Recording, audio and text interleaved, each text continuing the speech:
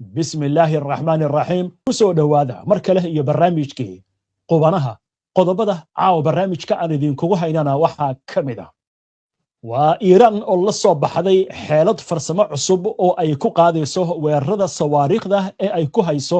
Israa'iil iyo saldhigyada Mareykanka ee bariga dhexe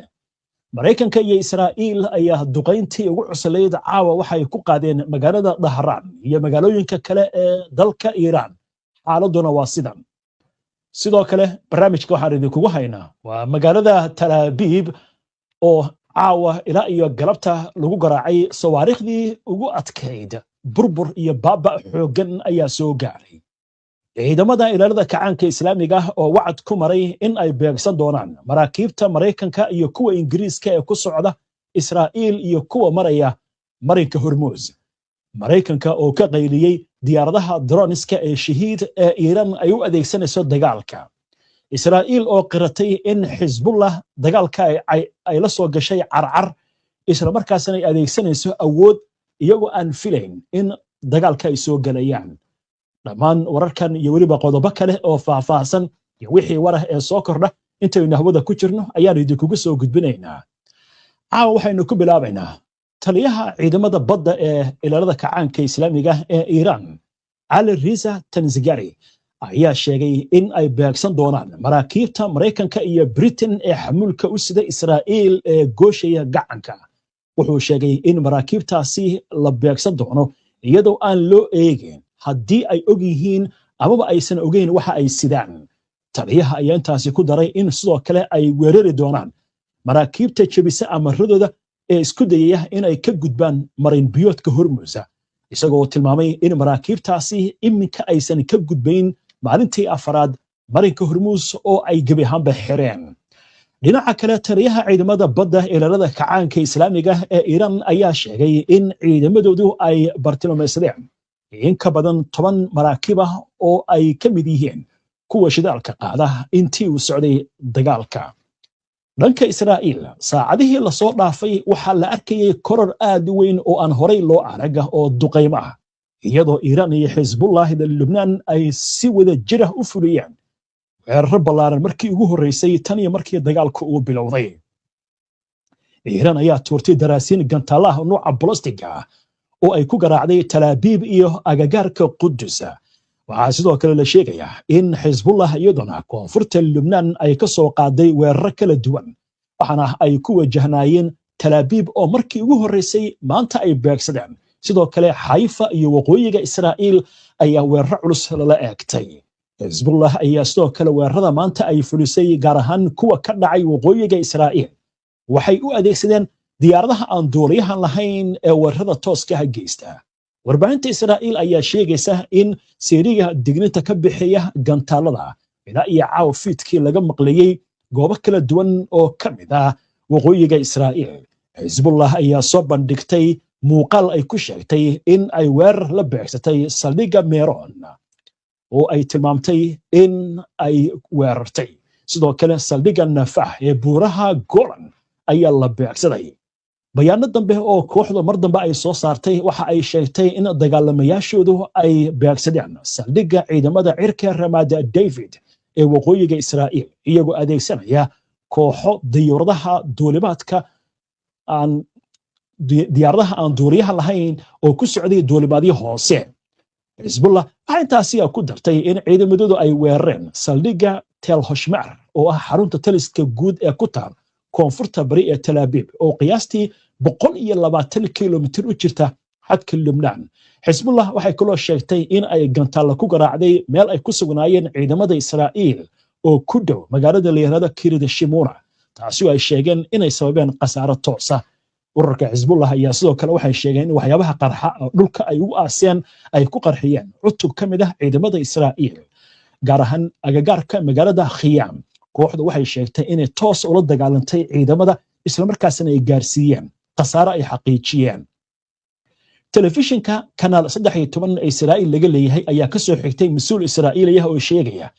inay lama filaan ku noqotay Hezbollah dagaalka inay ku soo biirtay iyagoo tilmaamay inaysan filayn arrintaasi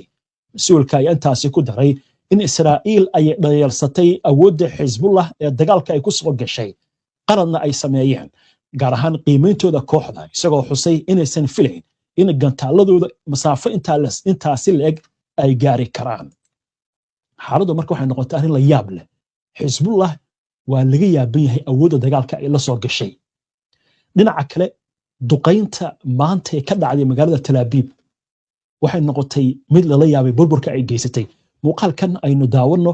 saacadihii ugu dambeeyey warbaahinta iyo baraha bulshada lasoo dhigay. arrintan waxaa la sheegayaa inay tahay arrin welwel ku abuurtay dadka israa'iiliyiinta. habeenkii 6aad ayaa waxaa la sheegayaa israa'iiliyiinta inay ku jiraan godadka dhulka hoostooda. duqeymahan haddaba maanta ka dhacay talaabiib iyo magaalooyinka kale Israa'iil iyo saldhigyada Mareykanka oo la weeraray iyo safaaradaha Mareykanka oo la weeraray intuba waxay dhaliyeen xaalad aad iyo aad u adag. Israa'iil waxay bilowday iyo ciidanka Mareykankuba in arrintaasi ay ka jawaabaan oo ay qaadaan weerar aad u culus. caawa magaalada Dahraan si xun ayaa loo garaacay, waxaana lagu soo warramayaa in duqeynta dhacday ay ahayd tii ugu cuslayd intii dagaalka u bilowday. muuqaalkan aynu daawanno oo ka yimid magaalada Dahraan.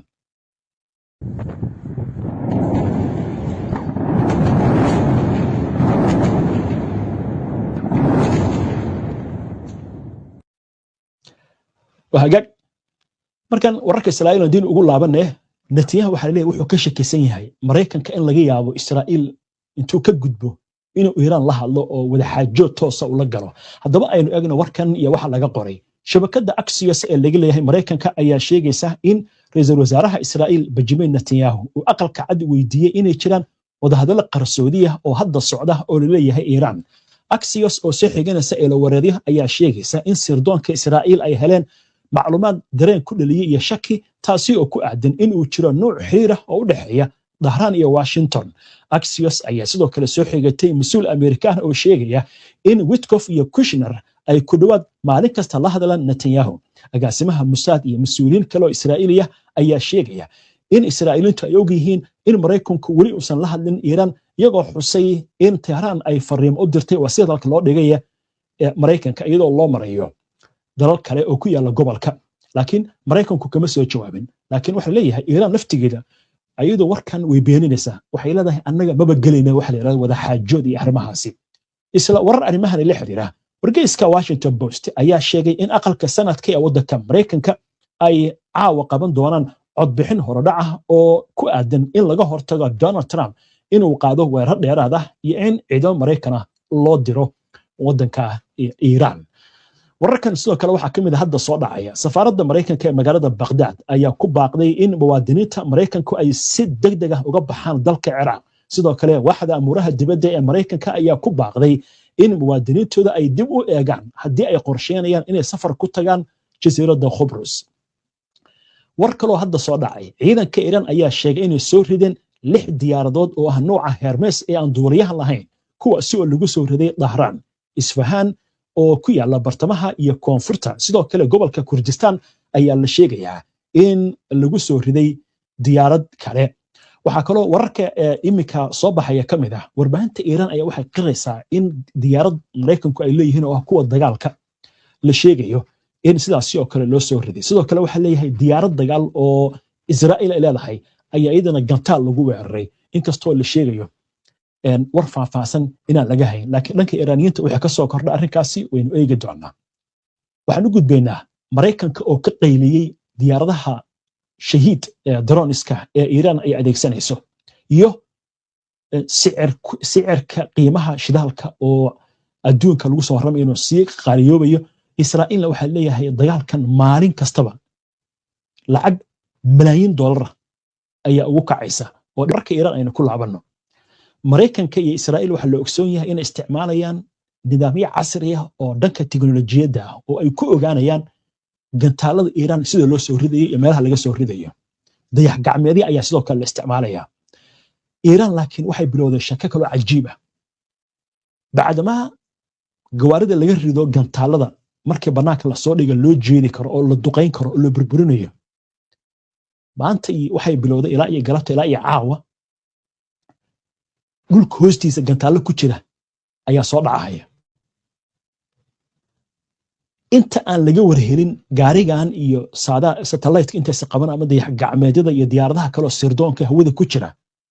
gantaalku dhulka ka soo baxaya halkaas laga soo ridaya muuqaalkan aynu daawano oo saacadii ugu dambeeyay soo baxay marka waad arkaysaan gantaaladii waxay ka soo baxayaan dhulka meeshii markii hore laga ridi jiray gawaari ama qalab kale loogu talagalay in gantaalada laga rido gantaalka hadda dhulka hoostiisa ka soo baxaya arrinta marka waxay noqotay arrin la yaab leh oo xeelad ah dagaalkan Iiraaniyiintu markay leeyihiin muddo dheer baan wadi doonaa maalinba waxay isticmaalayaan xeelad cusub dhinaca kale Mareykanka ayaa waxa ku qayliyay diyaaradaha la yiraahdo shahiid ee Iiraan ay adeegsanayso haddaba warbaahinta Mareykanka iyo arrintan waxa laga qoray haddii aynu eegno waxa leeyahay mas'uuliyiin Mareykan ah ayaa waxay u sheegeen aqalka Koongareeska in diyaaradaha aan duuliyaha lahayn ee shahiid ee Iiraan ay caqabad weyn yihiin isla markaasna nidaamyada difaaca hawada aysan awoodin in dhammaantood ay soo ridaan xildhibaanada ayaa sidoo kale waxay ka digeen in dagaalku isku bedeli karo dagaal lagu qaldamay xisaabtiisa maadaama kaydka gantaalada ee ka hortaga diyaaradaha ay ku sii yaraanayaan Mareykanka senator Mark Kelly ayaa wuxuu sheegay in aysan haysan Mareykanku kayd ku filan oo nidaamyada difaaca ah iyo xitaa gantaalada wax lagu duqeeyo iyadoo lagu soo waramayo in arrintan ay keeni karto dhibaato weyn oo dhanka Mareykanka la soo gudboonaata waxa kaloo soo kordhay hadda soo dhacay telefishinka kanaal 12 Israa'iil laga leeyahay ayaa waxa la yiri mas'uuliyiinta dawladda Israa'iil xukuumadda iyo qaybaha kale ayaa waxa looga digay qoysaskooda suurtagal inay tahay in lagu soo qaado weeraro dhanka internetka ama cyberka waxaan leeyahay arrintan is ilaaliya oo taxaddar muujiya dagaalkan Israa'iil ay ku jirtay iyo Mareykanka dhanka Israa'iil qasaaro ballaaran ayaa la sheegayaa in ay kala kulmayso marka laga tago weerarada iyo gantaalada qasaaro dhaqaale ayaa jira wakaaladda wararka ee Reuters ayaa waxay ka soo xigatay maanta wasaaradda maaliyadda ee Israa'iil in qasaaraha dhaqaale ee ka dhashay dagaalka iyo duqeymaha xagga cirka ee Israa'iil ay wado iyo difaacyada maalin kasta ay ku fadhiyaan 9 bilyan oo shekal waa lacagta Israa'iil waxay u dhigantaa 2.93 bilyan waa maalintii oo kaliya macnaheedu waxa weeye waa 3 bilyan lacag ku dhow